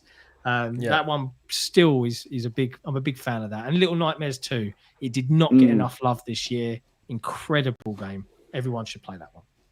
Yeah, no, I'm all about Artful Escape. We had Johnny on the show, Johnny Galvatron. He was great. And it's a nice short game that's just beautiful. So chill to run through, and you just play your guitar. I just absolutely love the Artful Escape. So good. nrXic, who's an indie developer friend of ours. He made Omega Rally Championship for the Creators Collection on Xbox. Really cool little game. He asked a question. Hello, esteemed gentlemen. I hope everyone is doing well. I have a question for Mr. Jason Ronald. With the acquisition of 8 developers with the purchase of Bethesda, one of which being id Software, who are responsible for innovative graphics engines throughout the years, does this in any way assist in shaping and creating future gaming hardware? Thank you and appreciate all the work you do. Yeah, I mean, what I'll say is I'm really excited with the addition of Bethesda. Many of the studios at Bethesda, we've worked together for, the last 15, 20 years, all the way back. There's always the stories of Todd and Phil with Oblivion and whatnot. And the reality is that relationship with the developers, we have the exact same relationship with our third-party partners as well. And so, we constantly have discussions with them about, like I was mentioning before, what do they want to see in future hardware? Where's the technology getting in their way? And I would say, easily, probably every week or every other week, I probably have a meeting with 1 or 2 developers from across the world, just getting that feedback. And in some cases, there's things that we can do even on the current generation of hardware. Maybe it's improved tools, new APIs, new capabilities. But in the cases where there really is a hardware kind of challenge or limitation, it definitely goes into our roadmap because, one of the things that I spend a lot of my time even today is thinking about what do games look like in 5 years? What do they look like in 7 years? And just understanding, if you would have asked me at the beginning of the Xbox One generation, if by the next generation we could have hardware accelerated ray tracing, I would have said no. Like, I still think that's a number of years away. So like a really fascinating part of my job is to work with developers, understand where they're going, but also to look at the technology roadmap as well. Where's the future of silicon going? Where's the future of storage technology going? And then really, how do you bring that together to really enable developers to do things? And sometimes it's hardware-based and sometimes it's software-based. But, that feedback loop is critically important to us. And we meet with developers on a weekly or every other weekly basis. Yep. That's really good. Okay. Creaky Legs. There's not too many more. I think there's only a couple more. Creaky Legs. Hello, lads. Hope all is well for you. Like many of us, I want to thank Jason and the team on the great work over the years bringing these classic experiences to modern generations of consoles for old school and new school gamers alike to play. With that said, I was so ecstatic when I saw Fear games were on the list and sad that licensing issues kept Fear 1 and Fear 5 from being digital. I tried to win those codes you were giving out, which I appreciate you did for the community. Now, the next question, the question here, he caveats it saying, if you can't answer, that's fine. But I was also saddened that I couldn't purchase any of the 360 Halo games digitally either anymore when I wanted to go full digital. Do you have any insight as to why those games were delisted from the store? Now, he did say that if you can't talk about that or can't answer, that's fine. Yeah, unfortunately, I don't know the specifics behind those titles, but what I will say is, 343 has done an amazing job with the Master Chief Collection and really focusing on, enabling as many people to play all the games from the Halo franchise, but I'm not aware of the specifics on the Halo titles. Yeah. I mean, I get it from a fan's point of view, like to want to actually go back and actually play it as it was kind of thing, but I mean, come on. I mean, the FCC collection is the pretty definitive way to play them. Now, Jason, you might see Nick putting on a very hugely embarrassing right now woman's robe. I know you might have questions about this. To give you some context, we've got a wonderful member of the community called Cerys, and she is verbose, shall we say? She exudes words on a regular basis. So this is the penultimate question. The question's got Cerys's questions got very full on, and I joked that I'm going to need a robe and a pipe sitting in front of a fire to go through these questions. And then this was born. So I've started now, so I can't not do it. So whenever Cerys asks a question, the robe and the pipe come out, even though this isn't a real pipe. But anyway, okay. Cerys. Well. Ray expletive removed purchase. I've been watching Toast of London. Can you tell? I've never heard of Toast of London. John, I assume you know what Toast of London is. Is it? It's the best. Yep. Sorry. It's great. I've never heard of it. I don't know. Can't help you. Matt Berry, if you know him, John. He's been in a lot. I have been very busy for the last 6 months. I've barely watched anything. We've just been too busy watching Friends. We don't watch anything else. Yeah. Okay. Oh God. Anyway, it was the actual anniversary of my hatching this week. So I had a couple of days holiday and spent today making the kind of old-fashioned party food we enjoyed as children. What is known as a beige buffet to those in the know. Pies, chicken nuggets, sausage rolls, mock crab sandwiches, crisps, etc., all washed down with jelly and ice cream. Is that what you guys call it over there? Mock crab? I don't call it mock crab. Yeah, neither I just do call we. it crab sticks or something like that. Like, I think No, that's what isn't you mean. Cerys talking about that crab meat that's not actually real crab meat? I don't know. I just call it crab meat. I don't know. I love that stuff. I know it's not real crab meat, but it's so nice, that Fish stuff. paste, I assume I that's don't know. what she's referring to. Anyway, my larval year was 1977, and it made me think of Voyager 2, as we talk fast leaving the sun's sphere of influence behind. Given Jason is here and has been party to preservation of gaming experiences, I thought I would ask a real question for once. Imagine Voyager 3 is set for release this year. Let's pretend there is another perfect planetary alignment. And like its predecessors, it goes with a disk of information to give an idea of humanity to others. We chose again images, songs, stories, and greetings, but also this time we add some games to show how humans value play. Pretend we have sufficient space to include a game from the last 40 years. Any source, board game, card game, computer game. Which game would you fight for inclusion? By the way, none of you can choose the easy game and pick Tetris. I think Tony Hawk 2 would be a perfect game which concentrates on skill and the ballet of sport without violence and anger, which would help show us in a good light as humans. Or the card game we used to play at college, which maybe only Sick will know since he is from the south. Shithead, which is just amazing, and like Uno on acid. Is that for real? Is that a real card game? I've heard of it. I don't think I've ever actually played it, and yeah, not sure on that front. Wow. Okay. sorry, Cerys. Cerys, I've let you down. Hello, Jason. I'm only asking a real question since you are here. Otherwise, it would be a long story than me asking, what do you have closest to you now that is purple? A game. So a game that would go into space. To define. Yeah. That's an interesting question. I guess I'd say Artful Escape because we dealing with aliens in the Artful Escape, and there's no violence, and it's all about music, and it's all about. I don't know. Maybe the Artful Escape's the right game. Mass Effect, right? Go out there, show them that we want to learn, we want to be good, but don't you come at us, we'll kick your ass. Maybe that's the way to go. What do you reckon, Jason? What would you send out into the stars to speak to the races? The funny thing is the one that first came to mind she blocked, which was Tetris, because you don't need to know about 3D, you don't need to know about the story. Yeah. It was just kind of there. So if Tetris is vetoed, I still need to go old school though, because that's really what kind of opened up the industry that we have today. So if Tetris is blocked, I'd have to go Pac-Man. Fair choice. Yeah. Okay. I thought you were going to go Pong then, like real old school. Yeah. No. Pong. Asteroids. They'll just view that as a training program, though. Yeah. Get them. That's right. Send asteroids towards their planet. Yeah. I mean, I think that's a great question, Cerys. That's one of the best we've had for a while. You're back on form. Yeah. I think we're down to the last question now. Last couple.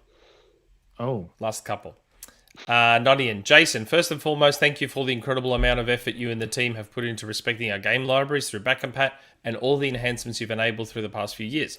I hope the team is able to enjoy some much-deserved vacation time for the holidays, and I hope you'll pass on our team's and our community's gratitude and well wishes. That's right. I've listened to several podcasts and as many of your tweeted responses on the matter, but I had some quick questions on enhancement possibilities for series consoles. Mm-hmm. None about adding additional games. Is there a chance that is it Heutchy? Heutchy. Is it Heutchy or Heutchy? Heutchy. It is Heutchy. Sorry, yeah. I read it more phonetically than that. Yeah. Is there any chance that the Heutchy method will return for Series S or Series X, given that even the Series S has a massive delta compared to base Xbox One?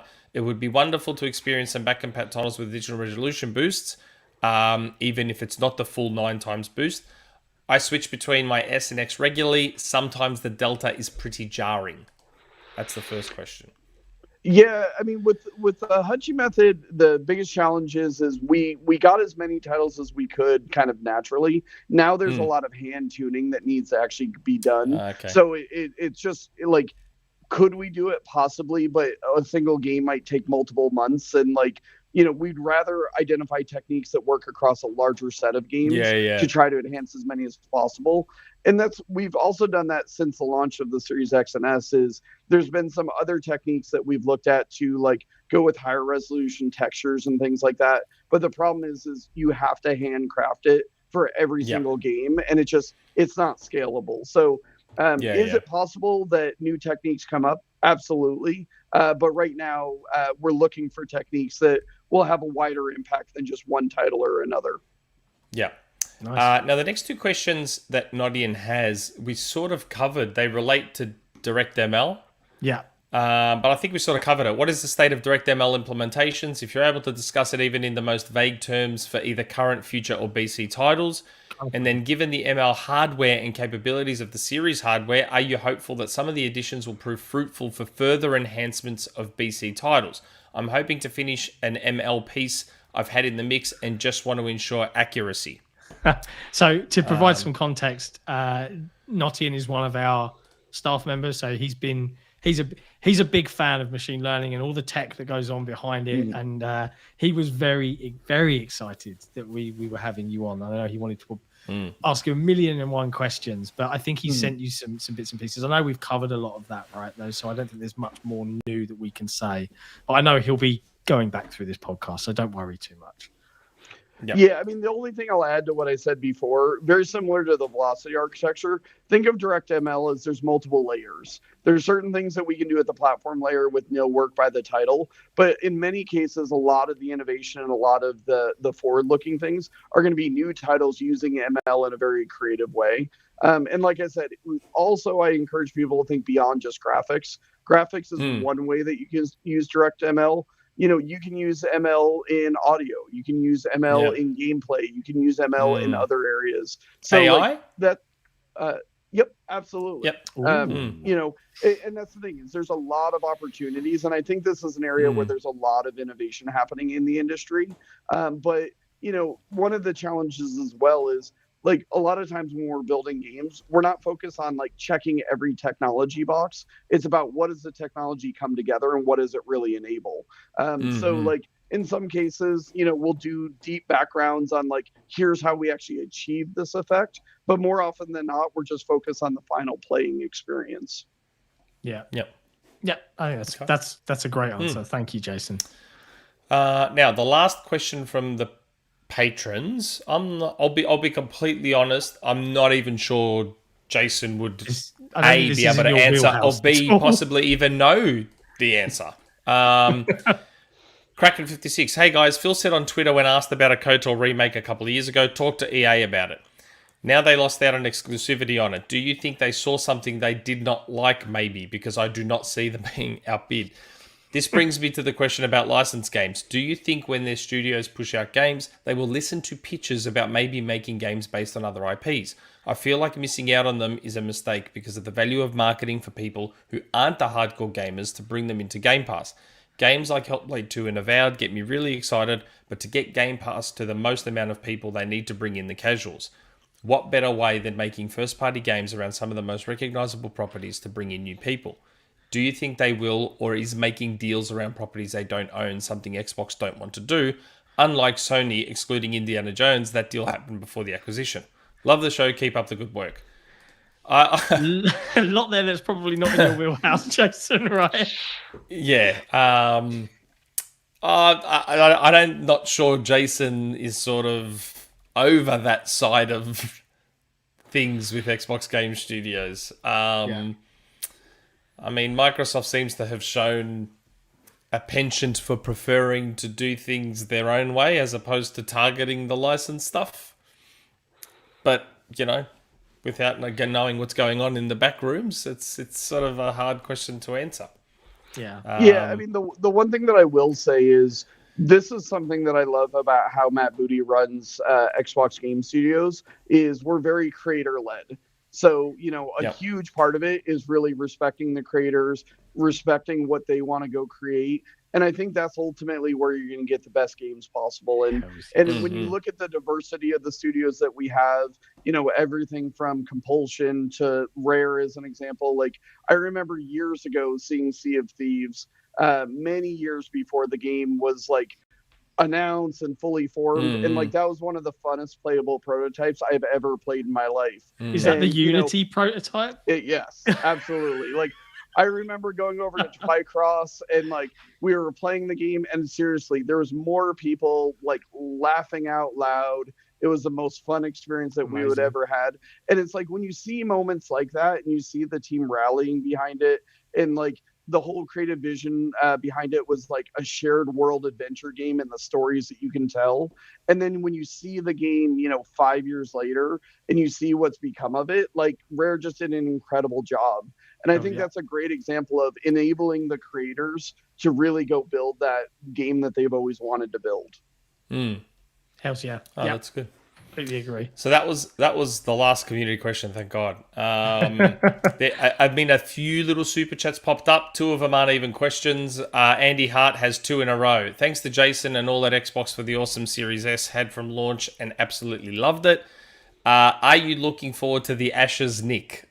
I do not care about cricket at all, so I'm not fussed with the Ashes. I know it's in Melbourne on Boxing Day, the test against England. I also do not care for cricket. It's a big deal each year. I don't care about cricket. I'm one of only probably a few Aussies that don't.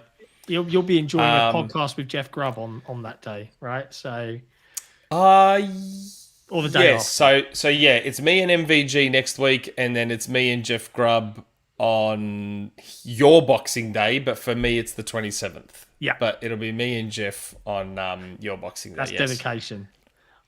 See, I don't skip an episode, mate. I told you. I said, if we're going to go weekly, we are not skipping an episode. If I have to do it on my own, I'll do it on my own. True story. My wife won't let me. All right. Okay. Emil has a couple. They're the last 2 super chats, and they're both from Emil. What happened to Res Boost for Xbox One games, which you showed for Digital Foundry on Gears of War Ultimate Edition in 84K? Well, I mean, we got Res Boost for some games since then, I assume. Yeah, I mean, like I said before, I mean, with all these enhancements, they go through many, many hours of testing. And at the end of the day, if we believe it kind of violates the original creative intent or the vision of the title, we make the decision to not do that. So, sometimes we've seen games where, only part of the game works. Sometimes the vast majority of the game works. That's right. But that's why we do all the testing that we do. And unfortunately, some games will fall out of the process. Yeah. That's fair. The next one, I have to admit, I've wished for myself, even though it's probably not going to happen, but I've wished for it myself. Is it possible to get FPS boost in Sunset Overdrive? I know. If I could get FPS and res boost for Sunset Overdrive and Rise, I'd be happy. Just those 2, I'd be happy as Larry. Like, those 2 games are just, Put out the BC team bat signal or something like in the sky. Like I said, I'm aware it probably won't ever happen, but I would have loved those 2. Last one. I will share. I was in Studios Publishing when we made Rise and Sunset Overdrive. So those games also have a very special place in my heart. But we have heard the feedback. Yeah, I am sure you would have on those 2 games. I'm sure you would have sent 50 emails a day since the 20th anniversary. Rise is just, man, like how they got that game to look as good as they did at launch. They had to port, like it started on 360, then they had to quickly pivot to Xbox One, get it out on time for launch. They still had to include Connect. They still had to have Smart Glass. They had multiplayer. Like, oh my God, I still don't know how they did it. Unbelievable stuff. He says, I have a final question. Now, this one's interesting. You may not know the answer because, again, it's not your, I guess, area or wheelhouse or whatever, but it is an interesting question nonetheless. Bethesda has Orion technology for cloud gaming. Is Microsoft going to integrate that with Project X Cloud? That's something we've talked about on the show before, where we suspected that maybe Orion was something alluring with Microsoft and Bethesda, and maybe they'd look at Orion tech for xCloud. Now, there's obviously nothing official that's been announced, and again, you're not going to announce anything, even if you did know. But I just thought it was an interesting question nonetheless. Is Microsoft going to integrate Orion with xCloud? Yeah, I mean, what I'll say is, like I said before, like it's exciting to have Bethesda part of the family, not only for their unique studios and their unique IPs, but they also have an incredible set of technology there as well. Yeah, I think it was earlier people were talking about id Tech as an engine and whatnot, and I just think it adds to kind of the portfolio of assets that we have, and I think there's a lot of opportunity as we move forward. But to your point, I can't talk about any specific technology or any specific plans. I didn't think so. But they are world class at what they do, and I'm excited for the partnership opportunities. And Orion is id Tech's, isn't it? It actually is id Tech's Tech. I think so. Is it not? I'm I pretty thought sure Orion the tech guys made it, but I don't know. Oh, for okay, sure, because so- I know they demoed it with Doom. They did Yeah. demo it on stage with Doom, so I thought it was theirs. But yeah, but that's it. That's can see- my God. We actually got we got through- there, Jason. We were 15 minutes over the 90 minutes we promised you, but the community was going ham. Oh man, that was. I can even see Miles Dompier in the chat saying, Yeah, Sea of Miles Thieves jumped is in. so special. So Yeah. Poochie, can the backwards compat team develop games? Well, technically, yes, right? You guys- I'm sure technically they could, but I don't know if that's part of their remit. I don't think we'll ever be seeing them develop games. But you never know. Maybe that's the secret project. They're going to just, come at you with something incredible. Look, we do have to let Jason go, right? I'm very conscious of time, Jason. I don't want to keep you any longer than we have to, right? So, hey, if you want to stay on, we'd be happy to have you. But yeah, we understand if you have to go. We these things can go on a while. So yeah. One thing I did want to ask before you go, because it was part because we having you on today. Honestly, I wanted to find out more about you as opposed to just hearing about, because I'm sure you talk about work plenty. Yeah. And we sort of wanted to hear more about you. That's why I sort of asked, growing up, were you Sega, were you Nintendo, this, that, the other. Loaded question, but I'd love to hear your answer, because we've asked others before as well. What would you say, if you could pick one, what is probably your favorite game ever? So what I will say is my favorite franchise ever is actually Final Fantasy. The worlds that they create, the technical advancements that they had, every single game, that was always the high watermark of visual quality, when you see summons and stuff like that. And then even though the games are so wildly different, there's still this core of every single game that distinctly feels like Final Fantasy. The only other one that I would say that I haven't said it on other podcasts, but we kind of do something similar internally where it's what are your favorite games and stuff like that. I don't get very starstruck in this industry, but I will say when I had the opportunity to meet Inafune-san, who created Mega Man, that was in so many ways the pinnacle of NES games. And when you think about platformers and stuff like that, I would also put that one up there as it's an incredible video game that I think really opened up a lot of new genres, new titles. So I'd say Final Fantasy and probably Mega Man. So you guys must have absolutely, or you specifically must have loved getting the opportunity to enhance Final Fantasy 13 and that you must have absolutely loved it. Oh, and one of my personal highlights is going to Japan and going to Square Enix's offices and seeing some games that they had in development, just because, it really defined my childhood. And when I was in that prime years of gaming, like I was saying before, those 80, 120 hour epics, those were always Square Enix titles. So both of those were very big highlights for me personally, being able to go over there and visit their offices for the very first time. Did you ever get to kind of hey, I've just, my team, we've just done this to the title. This is what it used to look like on this hardware. Look what we've done. You haven't had to do a thing. Have you ever had the opportunity, maybe not with Square, but with any developer where they've gone, oh my God, been blown away? Yeah, I mean, that's the funny thing is a lot of people talk about kind of the magicians of the back compat team, which I totally agree with, but I can't express how powerful the Xbox Advanced Technology Group is. We get performance captures in, and they're literally finding, nanoseconds of savings, milliseconds of savings. And then when you bring all of that together, a game going from 30 frames a second to 60 frames a second, or hey, we really want to enable this technique, but we can't find the performance for it. And then to see what the game looks like before they engage and then afterwards, I mean, seriously, the number of games that I've seen that with is just incredible. So, when you talk about the wizards and the magicians, I have to throw ATG in there as well, because they are world class at what they do. And I think at one point in time, we actually did the math. and I think it was more than 300 developer years worth of AAA game experience in that team. So it's like, you want the best rendering engineer, you want the best audio engineer, like they were within that team. Wow. Yep. That's awesome. Unreal. That's really cool. That is unreal. So did we get everything we wanted to talk about? Like, I feel like... we could spend another hour picking... I know. I feel like we bombarded Jason, and there was like my favorite stuff is hearing that more personal stuff as opposed to just the work stuff. Like, so I think we got everything out that we wanted to, didn't we?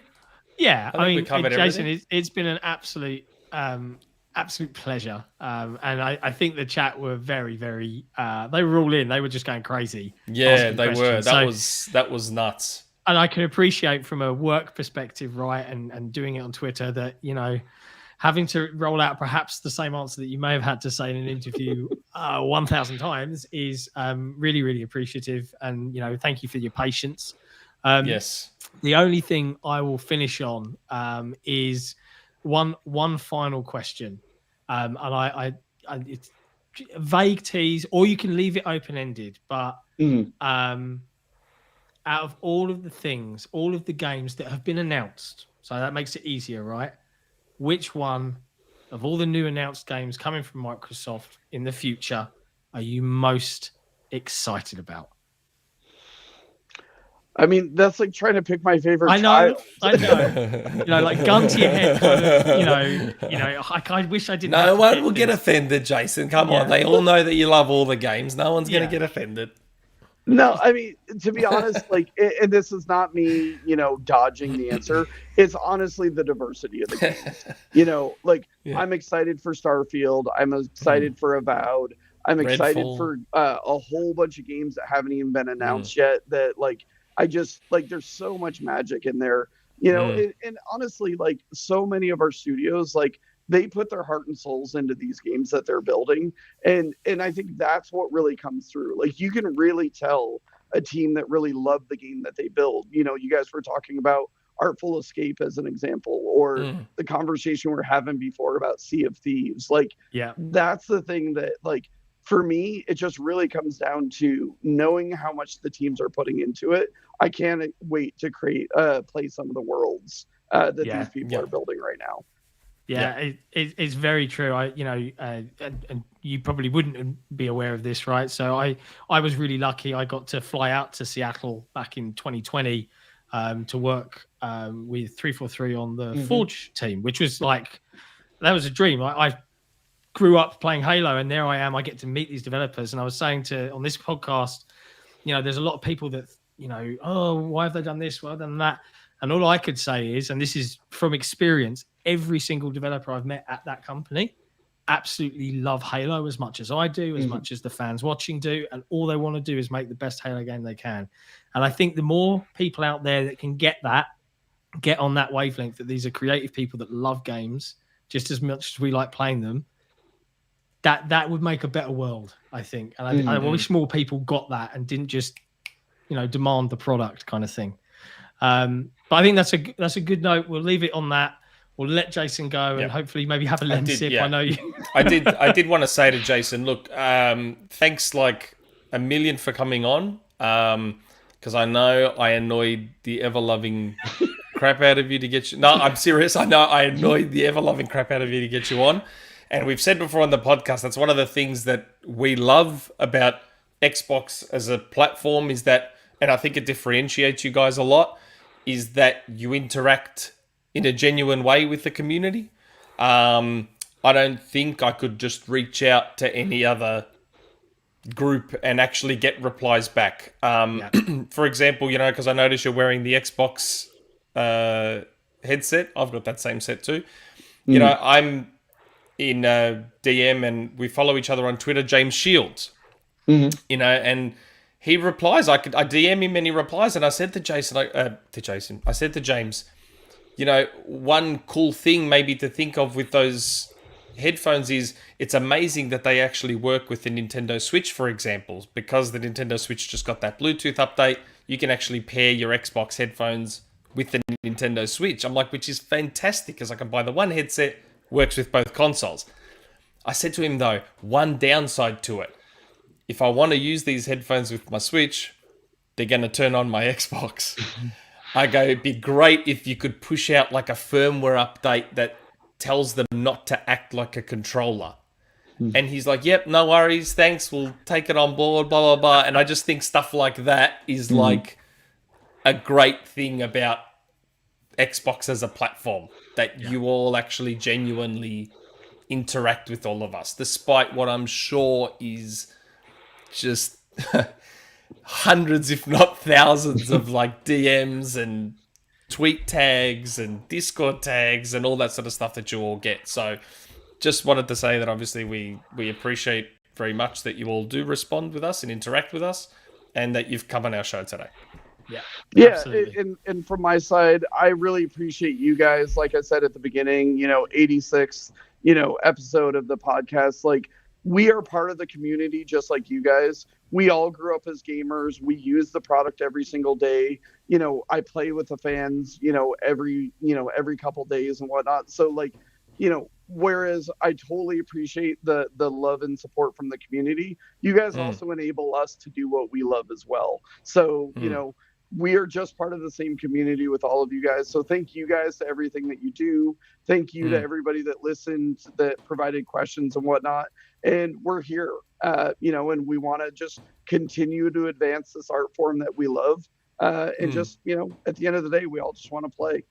Hells yeah. That is how we end the podcast. So I will say one last thing before we let everybody go, and that is just a friendly reminder. One, if you haven't looked at our Kickstarter yet, go check it out. The link will be in the chat momentarily.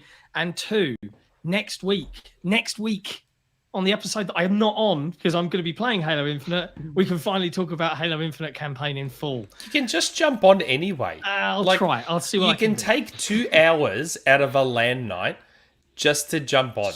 Small flat, lot of noise, not a great listening experience. I'm all about the quality, my man. But what I will say is on Wednesday, December 8th at 1 p.m. EST, our own Jesse Don Cabeza, who is the producer for this podcast, he's hiding behind the scenes, pushing all the buttons. He will be streaming Halo Infinite's campaign live on twitch.tv/the Xbox Era. And it's all going to be for Extra Life for the Johns Hopkins Children's Hospital of Cleanwater, Florida. If you're feeling generous and you're stuck at work and can't play some Halo and you don't care about spoilers, tune in. Donate some money so that we can give it to charity, and you'd all be awesome. And I think we'll leave it there. Thank you, everybody. Thank you, Jason. And we'll see you all next time. Ciao for now. Thank you. Bye, everyone. I'm Spartacus. I'm Spartacus. I'm Spartacus. I'm Spartacus. I'm Spartacus. I'm Spartacus. I'm Spartacus.